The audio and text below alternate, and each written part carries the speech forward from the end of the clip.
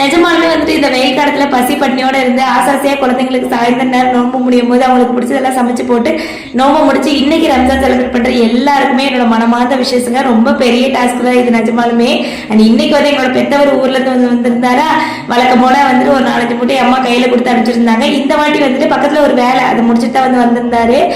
Last time நாங்க கோயம்புத்தூர்ல இருந்து கிளம்பும் போது கோதுமை அரைச்சு வச்சிருந்தாங்க, அதை அம்மா எடுத்துட்டு போவானு சொல்லிட்டாங்க. சரி குழந்தைங்களை வச்சுட்டு நாங்க தூக்க முடியாதுன்னு சொல்லிட்டு அதனால இப்ப இன்னும் கொஞ்சம் எக்ஸ்ட்ரா கோதுமை வரைச்சு அது கூட சேர்த்து கொடுத்து விட்டுருந்தாங்க. அதனால பயங்கர வெயிட்.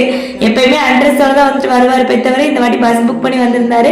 அப்புறம் அது கூட வந்துட்டு வழக்கம் போல ரேஷன் அரிசி, அப்புறம் வந்துட்டு உளுந்து, பூண்டு, அப்புறம் பசங்களுக்கு பிடிக்குமேன்னு சொல்லிட்டு வேர்க்கடலை, கொஞ்சம் ஸ்நாக்ஸ் எல்லாம் வாங்கி கொடுத்து விட்டு இருந்தாங்க. அப்புறம் இந்த சத்து மாவு வந்து கேட்டிருந்தேன். என் தங்கச்சிக்கு வந்து பால்வாடியில கொடுப்பாங்களா, சரி பசங்களுக்கு வந்து பிஸ்கெட் செய்யலாமே சொல்லிட்டு கொஞ்சம் சத்து மாவு. அப்புறம் இந்த கொள்ளுப்பருப்பெல்லாம் வந்து இங்கே வந்து விலை அதிகம், நம்ம ஊர்ல கொஞ்சம் விலை கம்மியா கிடைக்க சொல்லிட்டு அதையுமே வாங்கி கொடுத்து சொல்லியிருந்தேன். இந்த அம்மாக்களுக்கு மட்டும் தான் இந்த மாதிரி நீட்டா அழகா பேக் பண்ண தெரியுமா என்னன்னு சொல்லிட்டு தெரியல.